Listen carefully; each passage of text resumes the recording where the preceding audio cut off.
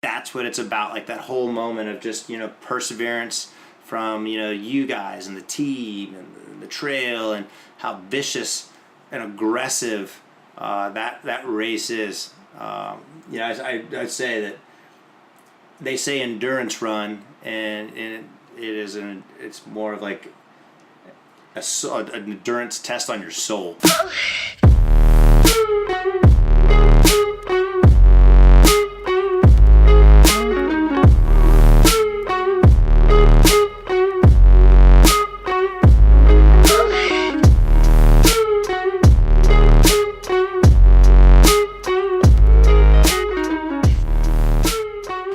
Welcome back to another episode of Lionheart Radio with your host, Rick Alexander. For you guys that have been following the show for a while, you know we've taken Lionheart Radio on the road. I've been doing morning coffees from Packwood, Washington, where I've been crewing a 200-miler. And today we are in Portland, Oregon, because we're all getting ready to fly out. But throughout the process, well, actually, let me rewind a little bit. For those of you that have been listening to the show for a while, you know that back in episode 87, I had my buddy Chris Guerra on, because he went from running a half marathon to running a 100-mile race.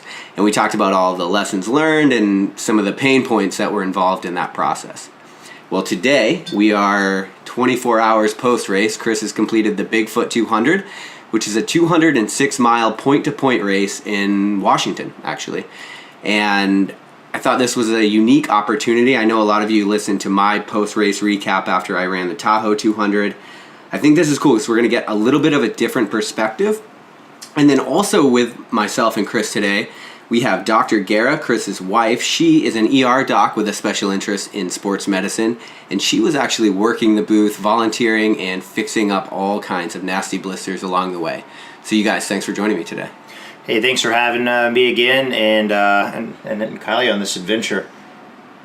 So we were talking yesterday. One of the things that got my attention is we were looking at a picture of our team. So we had us three, and then we had Dan Brosnick, who was with Team WRB. He also paced. Me and him paced about 80 miles each, or 75 to 80 miles each in this process. And we were looking at a picture of all four of us. And one of the things Chris said is you were like, that's a winner's circle right there. And we were talking about like what it meant to be a team. And somehow we all came together and this thing just worked. It seemed like everybody stepped up. They did the job they had to do. And then they were also down to do everybody else's job. And so everything just seemed to be so seamless in this process.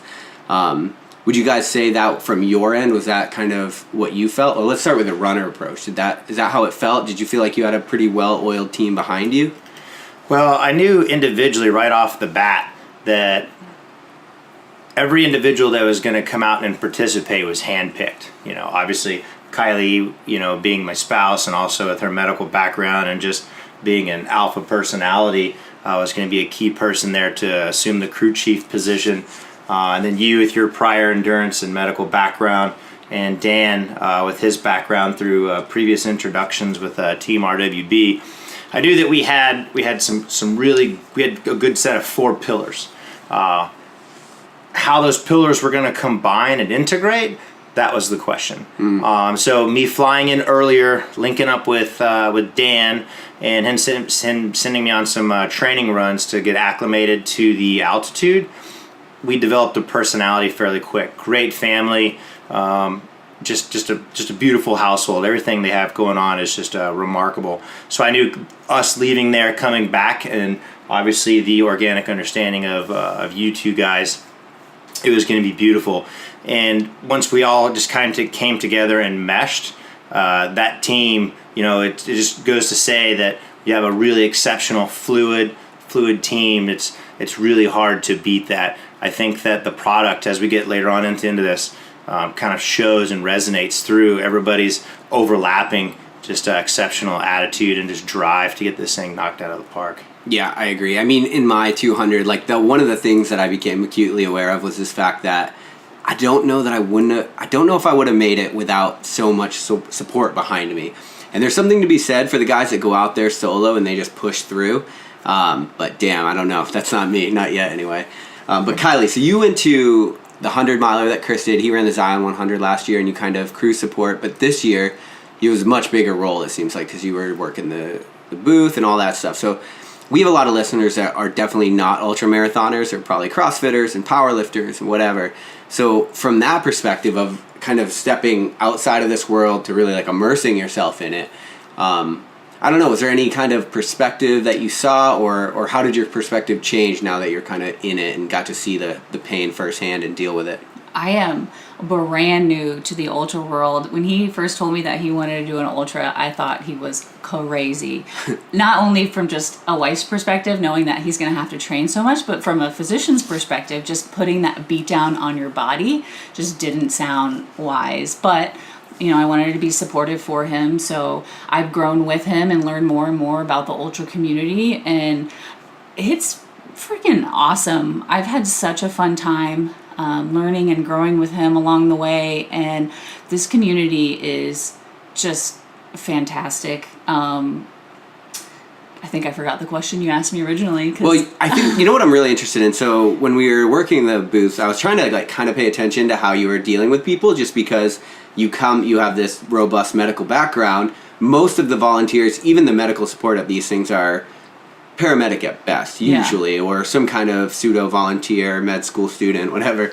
So I'm curious, from a medical provider perspective, when you see these people kind of hammering their bodies, what was the perspective there? Did you have any, did you have any takeaways? Were you this is insane for people? Well, the first day, we worked at an aid station where the 100Kers were intersecting with the 200-milers, and I saw a lot of heat exhaustion. The first day of the course was really exposed. It was hot. A lot of people were having nausea, vomiting. They had to DNF themselves. But I was really surprised that I didn't have to make them DNF. They knew. They took themselves out of it. So that was really interesting. Not a lot of the 200ers had that issue. The banged up feet, man, was the thing I saw most. We saw one person with hyponatremia and some swelling. But overall, I expected to see way more kind of medical emergencies, but there really weren't that many. Yeah, it's interesting you mentioned that people DNF on their own. Self-awareness becomes a real thing when your own body's starting to shut down on you, so people pretty much know when to stop, for the most part. Although, actually, maybe in these races they don't, but we'll get into that. Yeah. I think one of my first questions has to be, because I know this is everybody's question listening to this, they hear somebody run 200 miles, that sounds completely ridiculous, just like it did to me the first time I heard it. Why did you want to run 206 miles? Yeah, Chris, please tell us because, why. Well, for people that are listening to this too, this isn't a cheap thing. Running is free. Put that aside, because this sport is actually expensive. We talked about, upwards of $5,000 just to do this race when you talk about travel, car rental. I mean, in the car, we put 1,000 miles on the car, literally just driving from aid station to aid station. On top of that, you guys had a kid this year. You were a very busy human, so to add this 206-mile run in, which was a pretty demanding pull on the schedule and the body, the finances, why'd you want to do it? So, long story short, and we hit this question up, in training, with family, with friends, with you guys out on the trail, and even with other runners, and it all just comes down to self-discovery.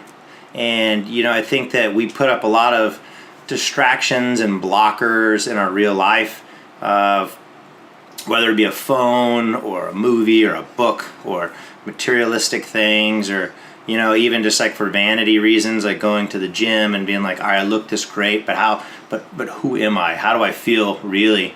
And it takes, as the older you get and the more of these walls that get built up, these defense mechanisms, it takes a lot more to break them down. And for me personally, through real life challenges, that's where I find my self-discovery. And I find my real perspective and understanding of even just the simplest of things, with family, life, love, work, and having the ability to just let nature, and I don't want to say agony, but just that long drone of just something wearing on you, just pulling all of that stuff that's superficial off, and getting down there, you really come towards the end and you come to the light in one of these things, and these surreal moments of this is who I am, this is what's important to me. Yeah. Got it. Hold it, take a mental snapshot. and move on. So you actually become this new person completing these challenges, and it's almost, once you've completed one, you want to get right back into the next one, because it's so addicting to find out about yourself and how much more you can be, and then how much more you can be for the people around you. Yeah, it is interesting. You do become like sort of baptized by pain in that way. Yeah, it's like you sort of are a different human on the finish line. Absolutely. And so here's an interesting thing. A lot of people reach out to me. I actually just got an email on the drive up here. I think, from what I've seen, what I've gathered, probably because of having this platform, there's a lot of people, and I bring this up a lot, but people are fucking bored, right? But they're down for something. They just don't know what it is. They're searching. These avenues of self-discovery are very appealing for people, because I think a lot of people don't necessarily know who they really are. And so I guess my question for you would be, do you have advice? So I guess, how did you come upon this as your avenue? And then do you have advice for people that are sort of trying to figure that part of life out? Like how do people go about finding their thing? I would say starting off with learning patience. With any feat, if you find yourself in a nutrition store looking for a quick pre-workout or a quick muscle change or a quick body change, you're only changing the exterior. You're not changing the interior. And you're never going to actually reach the exterior of your body in the way that you want it to be unless you have patience. And through that comes confidence and self-confidence, and through that self-discovery is that fluidity transition through all that. Sure. So I would recommend that in any avenue, whether it's physical, or if it's educational, however you want to challenge yourself, I think they're all awesome. But step into that process, understanding that this is going to be a long road with a lot of reward, but I need to be patient. No matter how hard it gets, how uncomfortable, how boring is just as bad as painful. Right. When you don't feel challenged, and you're just don't know, and you're looking at the ceiling and you default to a social media click. Pull that off. Be patient with what you want to do, and then put that goal on the horizon, and know that everything you do, it counts. Every step forward, it counts. Even if it's halfway through a race and you got to do an out and back, you've already seen the trail twice, it still counts. Yeah. Regardless. Right. That was one of the things I actually loved. We were talking on the trail, we were talking a bunch, and well, obviously we were out there for fucking 80 hours, but a bunch of times you were like, they do these out and backs, and sometimes, for the people that don't know, that's when the course will take off, and it'll make you go to a turnaround point and then come back just to get on that exact same course. And that can be demoralizing for people, because the way that Candace Burt, the race director on these 200s, does an out and back is she'll do it on the top of a fucking mountain. So you'll have to go out, but you're just like, I remember 2 a.m. we're climbing this windy mountain with soft rock. People are slipping on their ass, hallucinating, tired, and I'm just like, I'm thinking like, why the fuck do we have to do an out and back right now? And you were like, I don't care, it counts. Every step counts. Like, we're moving 205 miles or 206 miles, and this is one of those miles. And that's a perspective that I think transcends to regular life, because a lot of people get really frustrated with seemingly distractions. But it's like, I think you have to get to the point where every step you take in life actually does count. Like, you're doing something here. So don't approach things as in getting in your way or pulling you off course. Approach them as part of the course. Exactly.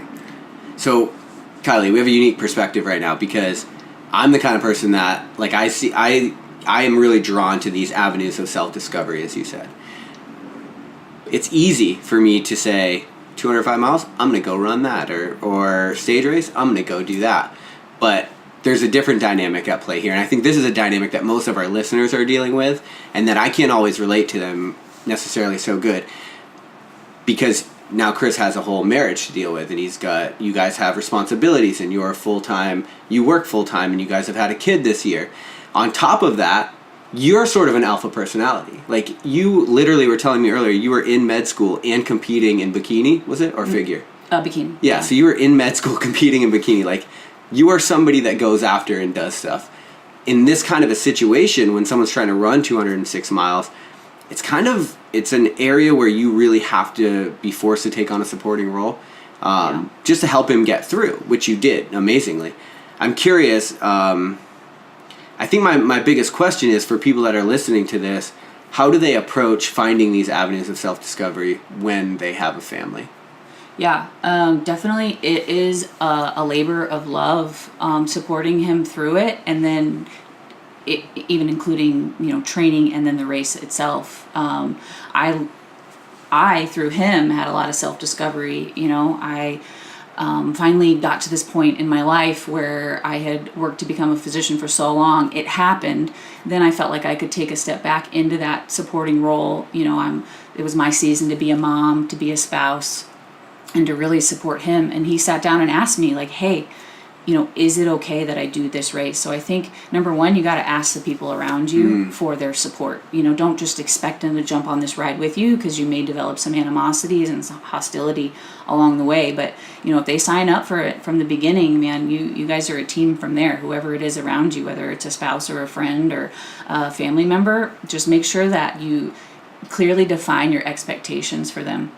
And what I really appreciate about Chris through the training process is he really made a conscious effort to kind of silently train. So he would wake up early morning hours before me and the baby were even up. He would get some of his runs in, and then he would be able to spend the day with us, or go to work or do whatever else he had to do. So, there were times where he did have to, leave early or do this or do that. But we had family in town one time, and we were going to the water park all together, and he was like, hey, I'm going to run there.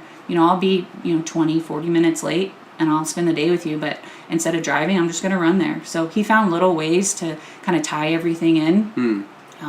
So I'm really proud of him about that. But just make sure that whoever you bring along with you in this journey, you clearly define your expectations, and I think you'll have a lot less difficulty along the way. Yeah, I think that's really good. I'm just thinking back on my own past relationship problems as I'm thinking about this, and I'm like, man, I that idea of just, it seems so simple, sit down and get buy-in from your partner, but like I know for me, I'm the kind of person, I get so excited about something, I'm like, oh, I'm going to do that, and I forget to get that buy-in part. And I think it's really easy for resentment to sort of start building when I'm off training all the time and I'm off competing all the time, if the spouse isn't there for that. Yeah, and this year, I supported him, and this next year I've got some things I want to do, and he's on board to support me. So it's that give and take. Yeah, it's a bank account, like, essentially. You can't just take, right? Like, eventually that'll be a problem. So you have to any relationship, you have to be able to withdraw, and you have to be able to deposit. And I noticed that too. It's sitting out in Packwood, all the conversations at our lovely coffee shop out there. Yeah. Is that all of the I'm not gonna say older, I'm gonna say the relationships out there, the married folks, which happen to be ultra runners, they both weren't running a race the same year. So if one was running, the other one was either crewing or volunteering. So they were both tied into the community, or what I'm going to start titling as the family. Yeah. Just because it's such a small group at this level, especially at the 200. Especially, it's so personal and rich. But it was like, I'm volunteering this year, she's running, or and then vice versa, depending on if they're doing multi-stage races or what have you. But nonetheless, there was a give and take. And, this next year is exactly, I think, Kylie nailed it. And I'm great because we haven't really even discussed it thoroughly yet. But you're right. Like, next year is your year. And then the year after that, maybe MDS. No, I'm just kidding. We'll see. Yeah. Amazing point. But your partner doesn't have to be interested in running to be able to support you. Absolutely not. I'm not a runner. Before I paced you the last bit, I had only run probably 5 miles. Not that I'm not an athlete, but I'm not a runner. Right. But I've grown to really enjoy it through you. But initially, I had my hesitancies. But it's funny too that you say I'm not a runner, because I've never classified myself as a runner. Yeah. And yet here we are, like, doing this. But I kind of want to annotate. There was something we were on last time and we were talking about, and I just want to kind of voice this out to your listeners and friends and family, whoever listen. But with these races, you can't just wing it. Last year, doing the half, going into the 100. I was really beat up afterwards, like really, really beat up. And I just assumed that's how it is. It's like, hey, when you put out and you give it as hard as you can, you just finish that course beat up. Yep. Trained, and then this year took a different approach. Didn't implement the sugars, didn't try the quick fixes, paid attention to diet, paid attention to stretching, yoga, which we can get to later with trail yoga. That's right. And then kind of like really just educating myself on that long endurance piece. Yeah. And having that patience at the aid stations to be like, I'm going to change my socks. I need to retape. I don't need to get in, fill, and then blast back out. Right. So I just warn people when someone says like, hey, I don't need to train, and then do it. Yeah, you may be able to do that, but you're only going to be able to do that once. Yeah. If you want to actually enjoy it, continue on and challenge, and then start rising to these more exceptional levels. I wouldn't say difficult. I would say exceptional. You need to educate yourself, take the time, be patient, meet with other folks, learn the community, and I think you'll find that it would be a lot richer journey through as you traverse those miles. Yeah, that's an interesting contrast from the last time we talked in episode 87, because after Zion, you were banged up. You still took a pretty pragmatic approach to training, but it seems like this year, and correct me if I'm wrong, but I'm sure that the 200 miler was probably much more painful of a race. However, you seem much more recovered post-race. Absolutely. I couldn't walk for 2 weeks after Zion. And you're walking around now. I have third trimester feet right now. Yeah. That's about it. But I don't think I'm going to lose a toenail. I lost every single one of my toenails last year. No, part of that was because the foot care game was on point with Kylie. Right, which we had worked on, and that fixing your feet book, amazing. If you're a runner, you got to read into it. Don't take any inserts from anybody else. Educate yourself. You keep the feet happy. Mm-hmm. Man, the rest of the train just seems to make sense. Yeah, we'll link that up to the show notes in this episode. Yeah. So it seemed like your training was much more.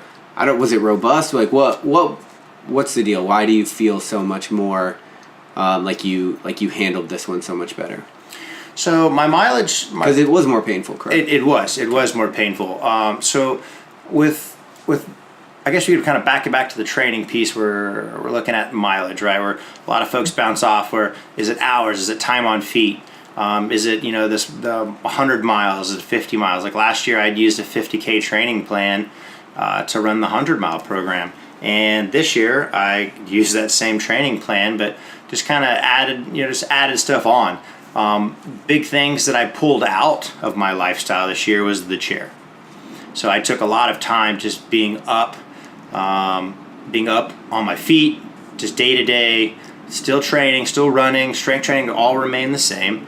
And then with the exception, I did add in a lot of barefoot mobility stuff. So anytime I was doing like ladder work or whatever, when I'd come to stretch, either if I'd hit it in the beginning or hit it in the end, which was probably in the end, that barefoot, getting that natural like strength and splay and everything in your feet, with all of with your two arches, was a big piece too. It was nice to actually feel that strength in my foot, and actually feel the how personal my feet were with the ground. You worked on your walking a lot too. That's true. And your downhills. And I think you had better fitting shoes this year. I think the shoes were really, really important. And then also having those shoes in a half size bigger, because your feet will swell as the race goes on. Awesome point. So I did do that. I trained in a half size larger. Yep. Which ended up being my shoe of choice. And knowing that when I do another one of these, I'll have the actual additional size. So me being in a 10 naturally, and then raced in a 10.5. Back half of the race, it would have been nice to have an 11. Yeah. Just as far as how much your feet swell. And then walking. So the last one we talked about, I only had baby walks and jogging, and that was it. What do you mean baby walks? So baby walks as in like being able to only maintain a 20-minute like hike. Take baby steps. Yeah, baby steps, right? Okay. Because I didn't have the ability to actually elongate my stride and pull pull that earth under me. Yeah. So in order to catch up to folks, I would have to run. Yeah. So I remember this guy last year, he was like almost like begging me to like stop torturing myself. He's like, you got to learn to walk, man. Yeah. And so I took a lot of that. I ran a little less and I walked a lot more. Yeah. And I left my training plan comfortably walking on flat ground 14 minutes, like 14-minute miles, which when you get into the mountains, you know, that stuff, that traverses where I was like, hey, I came in, which we saw on the timeline. I was like, hey, I can walk up this, would say the degree of whatever the mountain average would be 20 minutes. I can hike this 20 minutes. Yeah. And we kind of based our timeline around that. And it was pretty spot on for the most part, considering, I did that from a chair, have never been to Oregon or in the mountains or have been training in the mountains aside from Mount Trashmore on Tuesdays. Right. Yeah, to tell people not to be discouraged, if they're doing races at higher altitudes and you don't live in a place with that altitude, like Chris, and you, Rick, I mean, you guys all train at sea level essentially. Yeah. But also to note from a medical standpoint, if you are doing those high altitude races, over 5,000-6,000 feet, like you need to be well versed in what the symptoms are of acute mountain sickness, pulmonary edema, cerebral edema, those things that are really dangerous that can happen with some of those higher altitude races that you've experienced yourself, Rick. It's pretty scary, but not to be discouraged if you're training at sea level for these races. Right. You can find that piece to train for. And to give people like a little bit of an idea of what we're talking about, like if you're not familiar with a lot of the ultra running races and how ultra marathons typically go, you're hearing us like talk about walking. So some of these like climbs were so steep that literally running would not be an option. So you're power hiking this thing, and your lifeline is how well you can power hike or not, right? So I remember one of these out and backs that we did was out, and I can't remember the name of the mountain, but our face is just looking at the ground because it's so steep. So our face is probably 2 feet from the ground. And this mountain was just stacking bodies. There were people pulled over on the side, like sleeping the whole entire time, that would like literally get halfway up this climb and then just go to sleep because they were like out of energy, out of calories. I don't know what it was, out of something, out of perseverance. So they would literally fall asleep and they would wake up and then keep climbing.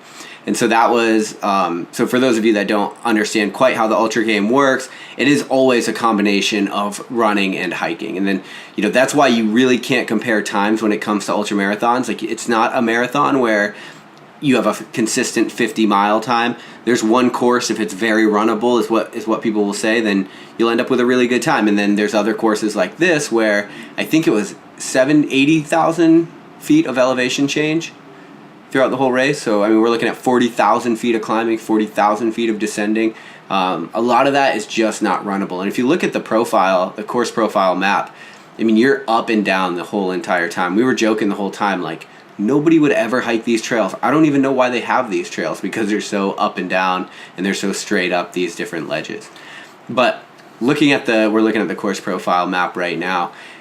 Were there anything, let me ask you this, what was the most painful experience of the 200? I would say of this particular race, the most painful experience was the... Painful part. Painful part would have been the 13.1 at the very end on pavement. Yeah, so the race ends, you get to mile 193. 193. Yep, and then you basically have a half marathon run on the road. Right, on the road. That was probably the most painful. It's dark. Yeah, there's no landmarks. You're just kind of cruising down the road, which people would typically think, hey, that's where I'm going to make up my time. Right. And over these 200-mile distances, folks get so spread apart. So you don't have what I like to call like a rabbit. So someone out in front of you, that you're like, I'm going to catch that person, and I'm gonna just pass them. Yeah, because my goal, chase. Right. Yep. And folks are so spread apart, 3-4 hours that you don't see anybody, so you have nothing to chase. Right. We actually were falling behind. We were the rabbit, and we got caught, and then he passed us, and then I got really mad, passed him, fell back again a lot, just due to the immense amount of pain and my feet and knees, and then we got down, and I don't know if we want to talk into the finish now, but when we get to the end, they're essentially hand in hand, like, hey, how much time do we have left before it's 12 o'clock the next day? Yeah. And Kylie's like, well, we're a mile and a half out, and we had, 20 minutes? 20 minutes. Or like, all right, so we're a mile and a half out, so we're essentially, 205 miles into this thing. Yeah. And we have 20 minutes to get this done before 12 o'clock into the next day. Midnight. Right. And that became a point all weekend. We were like, Right. can we finish this thing before midnight? Because that was the plan from the chair. Right. Right? Way back when, like almost, 6 months prior to this. Yeah. And now looking in the chair, I was kind of like, this is just a ballpark to get us out there. We're going to figure this thing out. But when it became in the course and we were actually sticking to it, it's like, no, we're going to stick to it. And we're not going to default a mile and a half out. Right? Yeah. So it's like, breathe. And then I remember looking at Kylie and be like, all right, let's get it on. Yeah. We like take off. But that, mind you were laying on the pavement 5 minutes before that, stretching in pigeon pose It's because true. you were in so much pain. It's true. I mean, I thought we were just going to be chatting the whole time, but he was riding the pain train. Like, he did not want to talk. I don't know where he was in his mind. Self-discovery, I don't know what it was. But you were riding the pain train hard. But then once you had that rabbit to chase, and we got that time in, like, what a testament to just the competitive spirit. Like, you had just run 105 miles, and then we literally sprinted it out the last mile, so you could do that. Yeah, we ended up dropping down. I think it was like I thought you were going to 8-minute leave me. pace. Yeah, we came across, looped around, got onto the track because it finishes on the track, and Kyle looks at me and she's like, "You better not leave me right at this point." And yeah, we were like 8-minute pace, like full sprint. The bell's ringing. They're like, everyone's like, they're sprinting. Yeah. And I'm like, as soon as we're coming around the corner, I'm like, how many minutes till 12? She's like, 4 minutes. I'm like, we're going, kick it in. So we're running, and our my gear that's been like ripping around for like 200 miles that has not seen a full gate sprint. It's like, I got Camelback Shit's hoses rattling everywhere. loose. Yeah. There's like, a ham sandwich apparently that stuck in like 2 days ago, like coming out. And then, we came across, hand in hand, and I was so empowered to have this woman behind, or not behind, but beside me, and cross that finish line under the endurance trails inflatable tent. Yeah. And folks there that have all just, that we've been competing with there, and then Candace Burt, and just the whole situation was just remarkable. Raised her hand, we're like, hey, like, that's what it's about, like that whole moment of just, perseverance from, you guys and the team and the trail, and how vicious and aggressive that race is. I'd say that they say endurance run, and it's more of like an endurance test on your soul.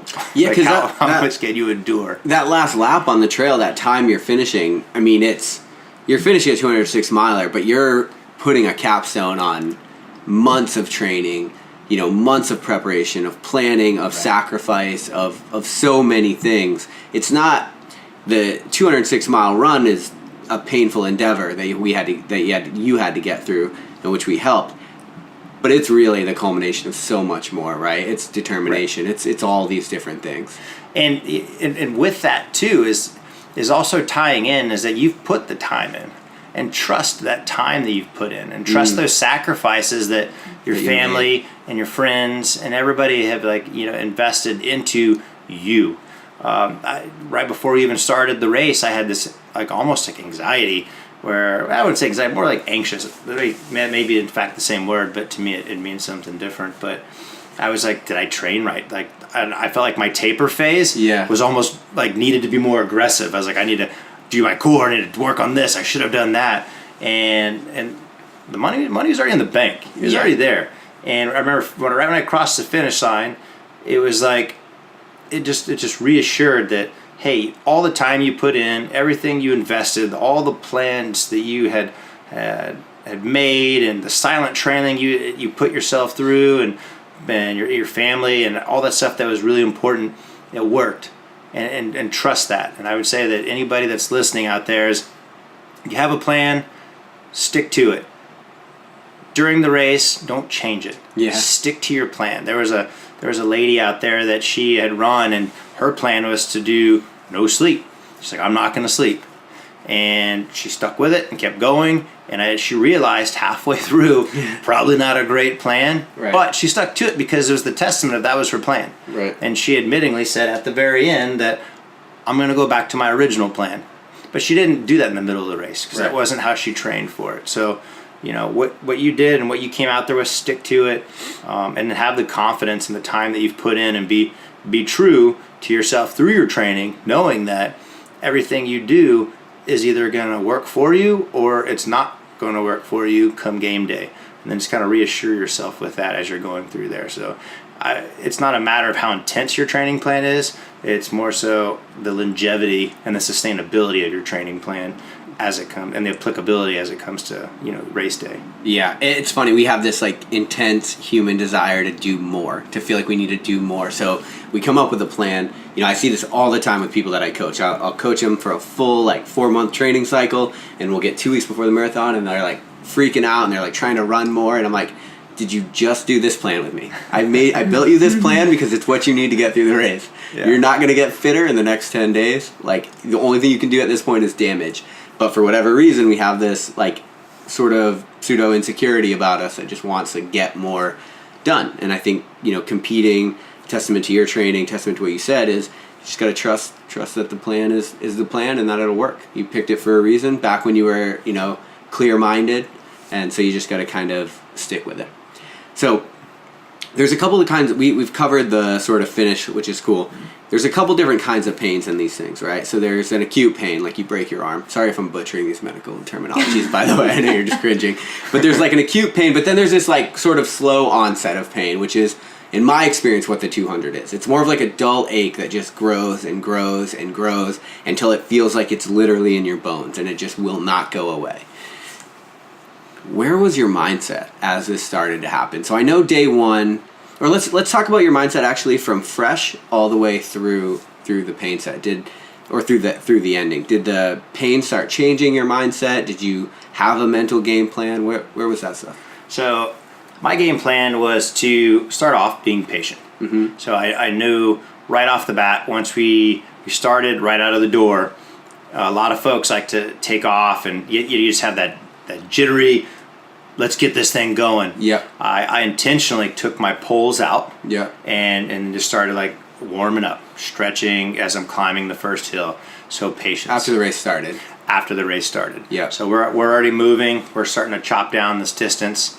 And just for people listening, a 200 miler does not start until about 1:30 to 1:50. Right. That's when that race begins. Right. Okay, so I just want to make that super clear, because miles in. Miles in. Not right. hours, miles. You've ran 130 miles, and now the race is going to get real. Right. Right? And if you've put yourself in some sort of a position to do okay, then maybe you could if you're trying to compete, but these things are so long, you have to just be super patient. So right.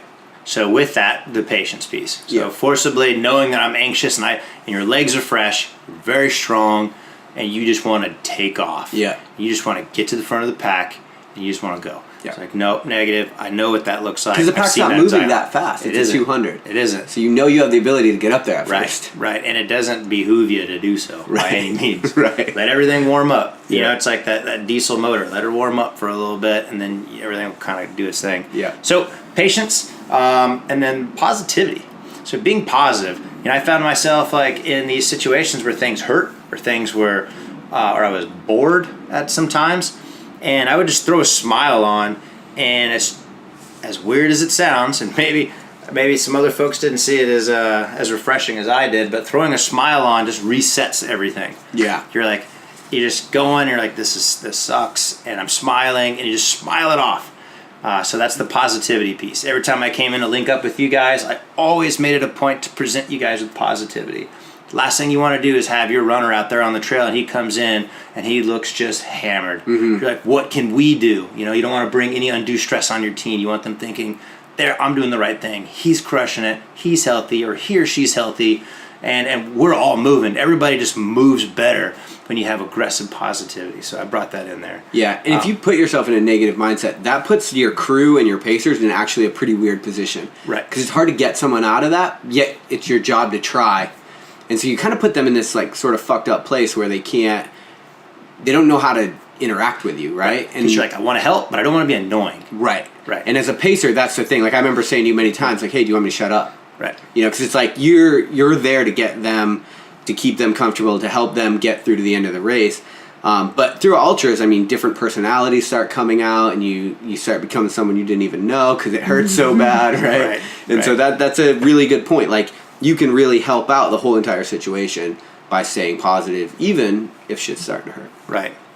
And you can tackle through a lot of these things because once the pain comes, it's there. Mm-hmm. And you just have to know it's not going away. Expect it. Like, just start the race thinking, like, bring on the pain. Right. And when it does come, and you know it's coming, like, okay, here it is. Like, here's my first introduction to it, and I'm okay with that. Yep. And I know this is going to become something that's going to be intense, but I'm going to become as intense too. Yeah. So pain, you're going to come, I'm going to come too. And I'm just going to come with this positivity. I'm going to come with this patience. That's how we're going to tackle this, and we're just going to battle all the way through. Yep. And as we did. So essentially my plan for that and dealing with the pain was just working, in that fluidity.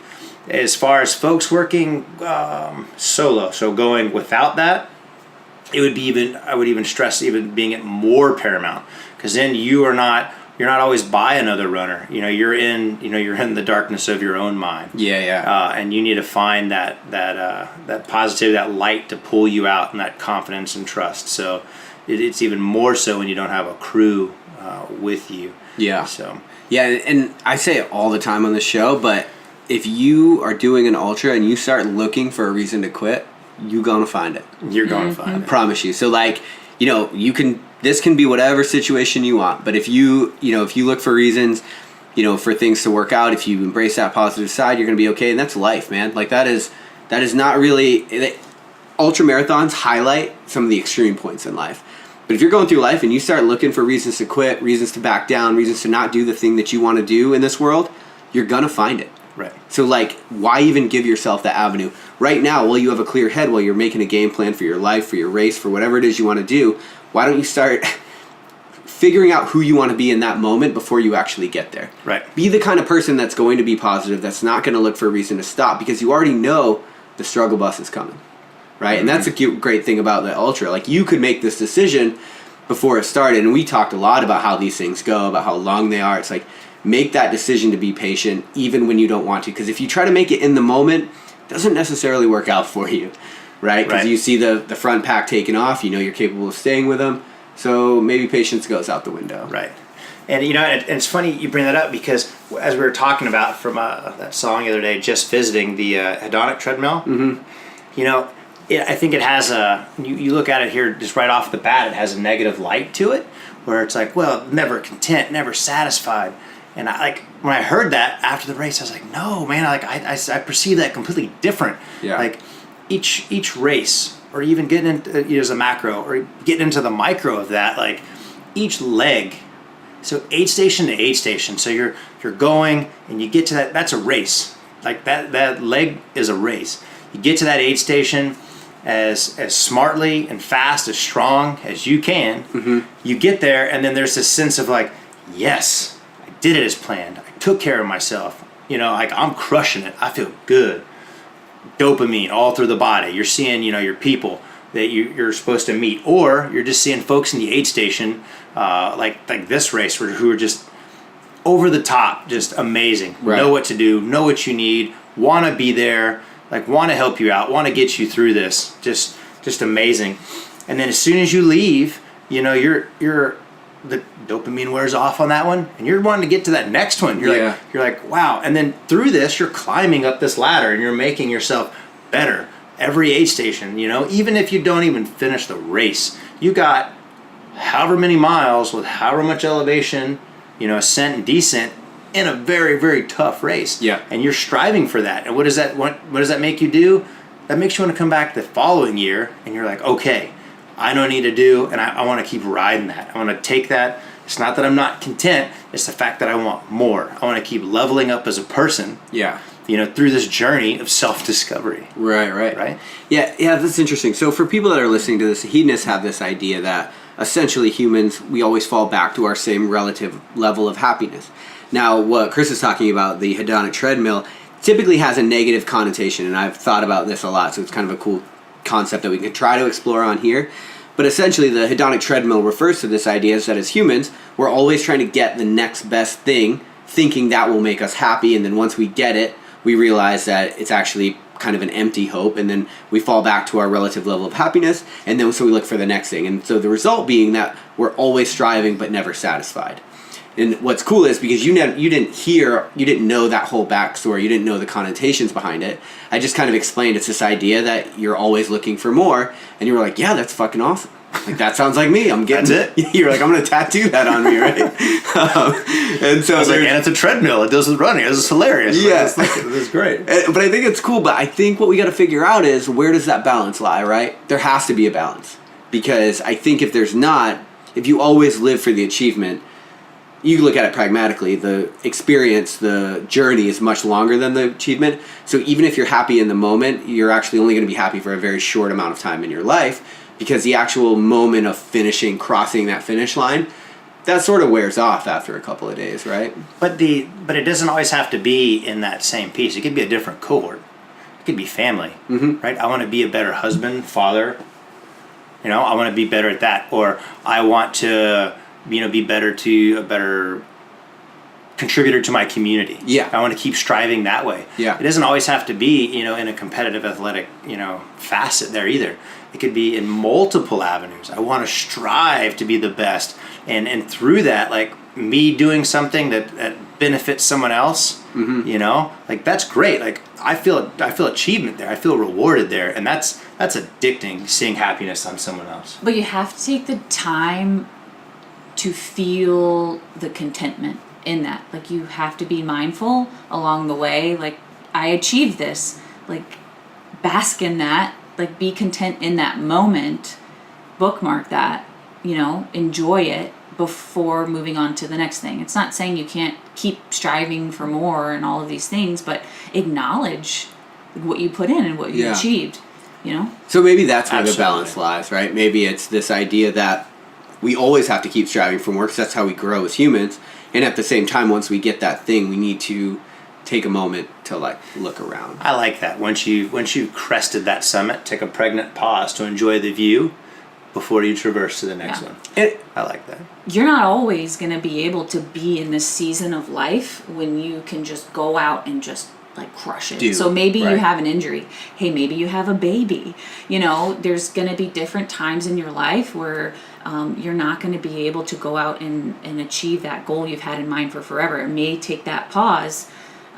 So I think it's important to not get put back by that or depressed by that, and to just embrace whatever season you're in. And then when you do come to the point where you can go out there and crush your goals again, just to hop back on that train. Yeah, that's a really good point. And I think that's what I've noticed in my own life. It's like, if you allow ambition to be in the driver's seat, you can end up in a pretty shitty place, because you're ambitious and you're constantly looking for more. I think you need to be the one driving, and I think you need to be able to appreciate that ambition and that achievement. And I think the way that comes is, like you said, taking that pause. And to your point, or to your testimony rather, we did that out and back, and it was windy, cold, black. We climbed for hours. I mean, like I said, this mountain was literally bodying people left and right. And we got to what's up? So the actual, just to tie in there, the elevation chart here, it is 3,500 feet of ascent. Yep. Over 3 miles. Okay, so for 3 miles, we climbed 3,500 feet to 2 a.m., tired, and you were like, hold on, let's stop for a minute. And we just looked around. It was like, there's not much to see, but we're just appreciating the fact that we just did this hellacious climb. Well, and we fell under that constellation. That's right. Because it was your astrology sign? It was a Cancer. Yeah. It was a Cancer directly above us. That was wild. Yeah, that was wild. Are you sure you didn't just hallucinate that? Well, possibility. Yeah, it is a possibility. It's a possibility. But it's cool, I think. that's another part of this, right? It's like, yes, you can stay hungry, but that doesn't mean you can't enjoy the process. Absolutely. And throughout the pain, like you look at pain as part of it. It's like, all right, like you said, I see you pain, I'm going to match you in aggression, I'm going to match you with happiness, I'm going to match you with patience. And then as I'm chasing this thing that I want next, this next achievement, I'm also going to get to the top of the mountain and I'm going to look around. I'm going to appreciate it. I'm going to appreciate the serendipity of the Cancer sign above me, right? Like, the universe is fucking weird, man. Like, thanks for letting that one work out. Every once in a while, I think that is the mindset that you have to take.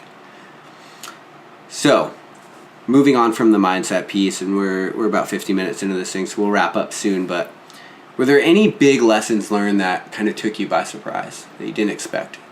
So, the first one that comes to mind is before the race even started, we're running around, we're getting groceries for the crew, we're packing drop bags, we're getting miles marked, everything's sitting there, and we get a call from Kylie's mom that our son, who's 9 months, has taken a cold. That's right. He got sick. The first time ever. First time ever. So this might not be a big deal to some parents, but we're about to move into the mountains with no reception for 4 days, and we don't know the status of our 9-month-old, and we're just kind of nervous. So this big piece here was that I found out was like I looked at Kylie. And I didn't. You can't always judge your first reaction. Something happens, and then you can self-check yourself, and then you're like, hey, that was a bad call. But my first call was like, hey, if we need to go home right now, we're flying home. I was like, this is just a race. Yeah. It's a very, we put a time in, but it's like, but our family's more important. Sure. And again, people may say like, it's just a cold. It's like, no, it's our son. That's our family, and it should always take that top to that. Right. So just kind of looking at that, for that being a first reaction to me, like a subconscious, like, no, we're leaving now to do that. You make the call, Kylie. Let's do it. It was really huge to me to kind of let me check myself, like subconsciously, like, hey, like, no, even though this is important, my values are still where they need to be, and I didn't have to like program them to do that. They're already set there. So throughout this year, I did what I needed to do to be the person I needed to be for her, for Wyatt, and then and then for you guys to actually cross that finish line too, if need be. Yeah, and there's a point there that I think is really important, and maybe it's because I'm writing a book about it and I talk about it way too much. But one of the other ways that you go after things in life and you get these achievements and you don't lose yourself in the process is you already have your values and who you are as a human being defined before you go into them, right? Because if you didn't, it'd be very easy in that situation, and I've seen many people in that situation make the wrong call, not the human call, right? The achiever call, the person that says, I'm doing this above all else. And there might be nobility in that and there might not, but if you don't know your values before you go into something really hard, the chances that they get compromised are probably pretty good. What about you, Kylie? Were there any lessons that you learned through this thing that you were like, holy shit, I did not see that coming, or... Oh man, I don't even know. We're only 24 hours out from the race. I don't even feel like I've had time to sit back and process everything that I've taken in. Yeah. Because you guys have been at this for a little while. I'm brand new. I was with them in Zion, but this isn't my wheelhouse. Right. But I'm just so inspired by, you two and the whole ultra community. Something I didn't like turn my nose up at it, but I didn't know anything about it. I was a little bit of a skeptic, but yeah. I mean, I just think I've just made a total 180 about all of my thoughts and opinions about the community since taking a part in this. So, I don't know. I still have a little bit to think on, but I'm just super proud. Yeah, a little processing, unpacking. Yeah, I'm super proud of Chris, seeing him from start to finish. What it takes for you guys to do these kind of races, everything that goes into it. I mean, the physical aspect, the mental aspect, the emotional, the emotional pain and struggle you guys go through and all this. It's inspiring. One thing you had kind of thrown in there was, processing and learning through all this, and something just came to mind was Dan, the other pacer, amazing athlete. Yeah. Probably better now. For all sure. of us, really, For sure, better runner than realistically. both of us. Dan, when you hear this, we love you. But humble about it. Yeah. Yeah. He goes, you know, I went out there, I ran with Chris, and then I got in the car. He's like, I came home, took a shower. He's still running. And came back out here, had breakfast. Yeah. He's still running. Now I'm running with Chris. Yep. Now I'm leaving. Rick's running with him. And I'm going home again. I go back to the hotel. I'm going to relax a little bit. He's still running. He's like, man, this is like still going on. It's like day 3. He's like, he's still running. And it was just kind of interesting, too, that, you know, on my perspective as the runner, looking at you guys, you know, I'm just traveling gypsy, cruising down these trails. And I'm thinking the same thing, but for you guys, where I was like, you know, how this ties into your point was, I'm running and I'm like, they're running, they're volunteering, Driving all over. they're driving with never a straight route. No. No I was like, GPS. No Wi-Fi. No GPS. Pothole hell. They're handwritten directions that I have. Yep. And I was like, so in my mind, I'm like, I'm just going. And then when I need to get food and fixed up, I meet up with you guys. But while I'm running, you guys are crewing. And I'm going. And then when I'm running, you guys are crewing. And I was thinking, I was like, for you guys to actually take it on board to not only meet me in these places, but to actually volunteer, provide med support, and pace. Like, you're doing pretty much any voluntary facet that you could do at this race, just aside of cooking burritos, right. The breakfast burritos out there, which I must have had like 16. Like, you guys crushed it, you know? Crewing's hard. It was a lot harder than I thought it would be. It is like hard. I was joking with some of my like medical friends. I was like, it's like doing 3 30-hour ICU call shifts in a row. Yeah. And there's a saying you have in surgery. Not that I'm a surgeon, but I was in med school and was involved in a few surgeries. But surgeons say, you know, sleep when you can, eat when you can, and don't fuck with the pancreas. So I can adapt that to what I've learned. Yeah. Sleep when you can, eat when you can, and don't touch the tips of a runner's toes. Oh, that's true. I have found working on all your feet that when I touched your toes, you guys would all just cringe and want to punch me in the face. You get raw. If you are ever working on any ultra runner's feet, like, be careful with their little precious toes. Yeah, right. I think it's cool. It's a cool perspective that, you know, both of you bring. And I think it's cool you from the outside because you're like, well, I didn't really know what to think about this. I mean, ultra runners are weird. It's a weird community. Why the hell are they out there for so long?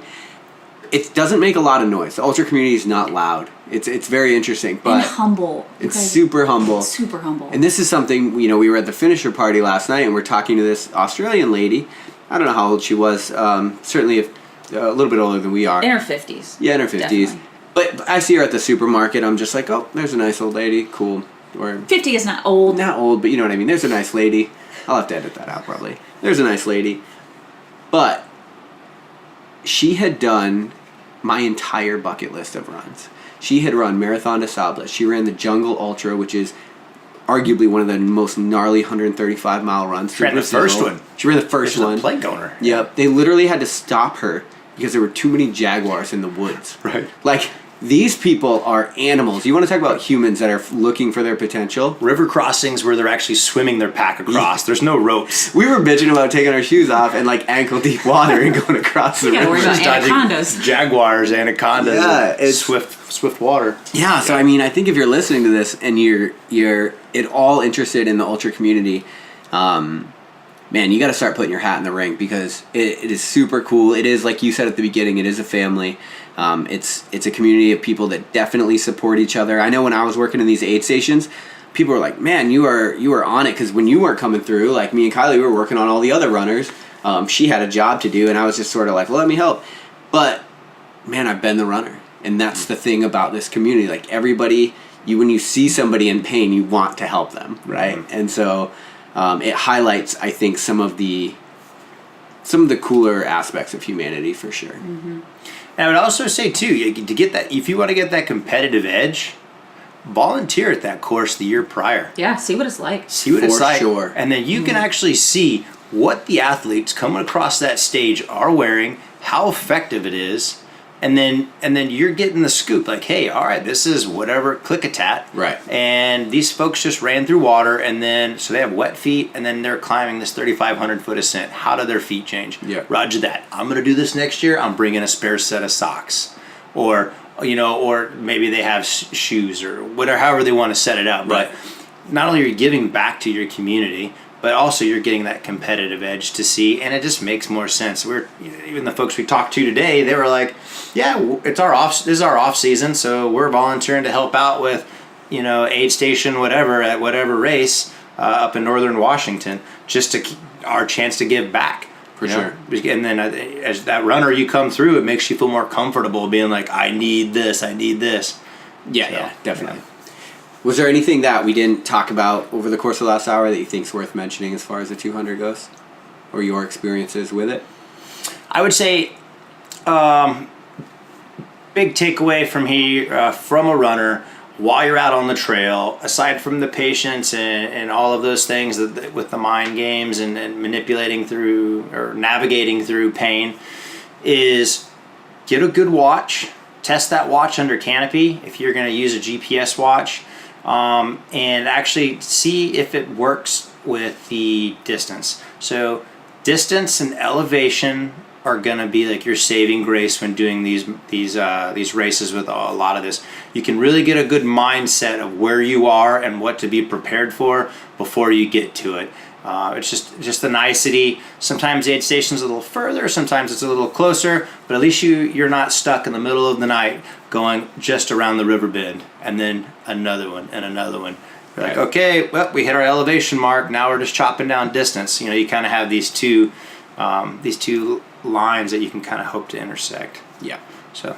Yeah, and that's cool, and that's a piece that we've all been joking about all weekend, but that I don't bring to the table, right? Like my ultra bag for this was a trash bag, and I had all my shit in it. And I kept throwing trash in it. That's right. GPS was dead all week. This is my luggage. Yeah, called it my luggage. Otterbox was nice. Yep, Otterbox was a Ziploc bag. The Ziploc bag is good. Shit gets weird out there.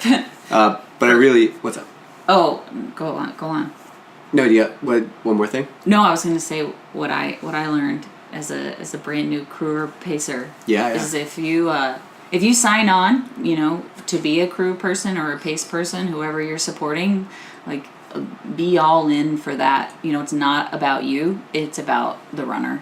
So you got to be willing to take a back seat. You're not going to sleep. You're going to drive a lot. I don't know where you're going to. I don't know. Just be ready to be all in for that person, because it's not about you anymore. And that is what makes a good team. Like, if you're not even crewing, if you're at work, if you're part of a team in any capacity, like, the willingness to be all in for a shared common goal. Yeah. I mean, I know this isn't a podcast about teamwork, but that is huge, and it was definitely highlighted over the course of this past weekend. Teamwork made our dream work. For sure. It is. I really appreciate you guys taking the time. For people that are listening to this and they want to follow along with your journey and support what you're doing, I know you're starting to launch some of your own content creation. Where can people follow you?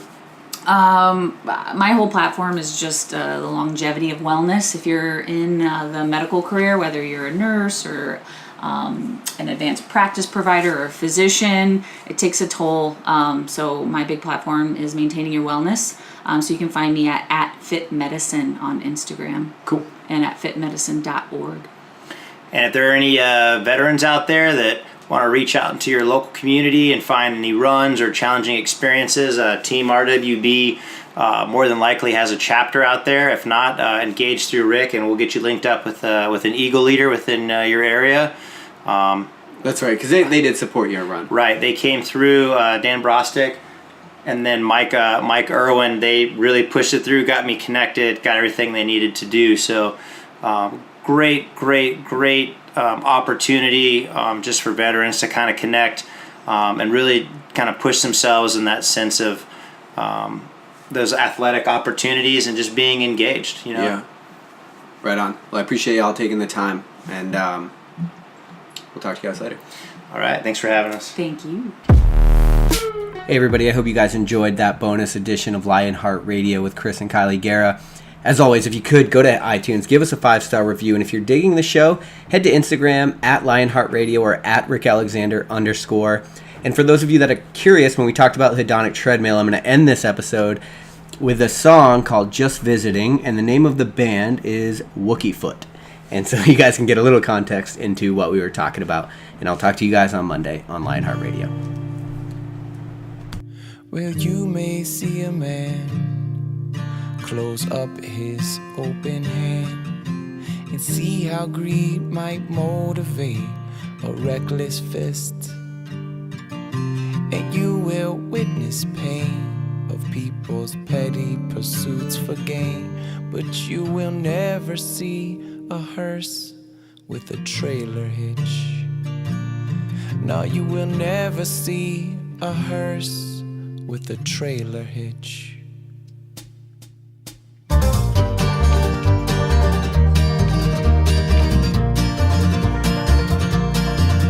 Oh, hungry ghosts in the land of milk and honey.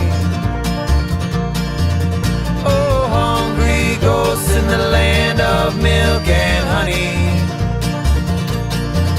There are people so damn poor, all they have is their money. There are people so damn poor, all they have is their money. Truth be told, the truth will be told, only hear it when we're listening. We'll unfold for young and old, 'cause in the end we're all just visiting.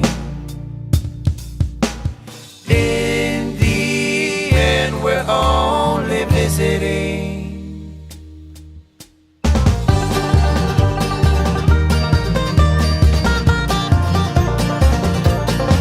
On this hedonic treadmill, building appetite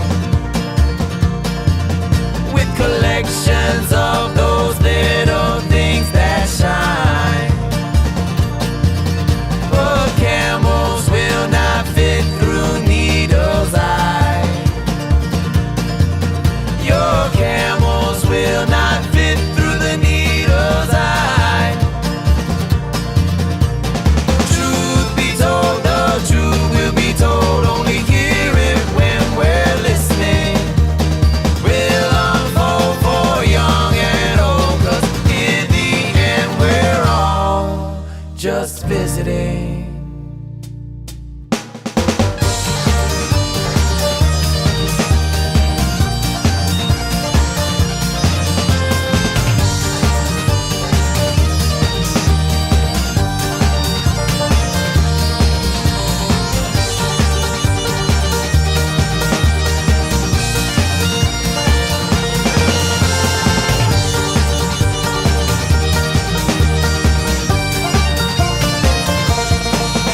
On the day they lay your body down to bury,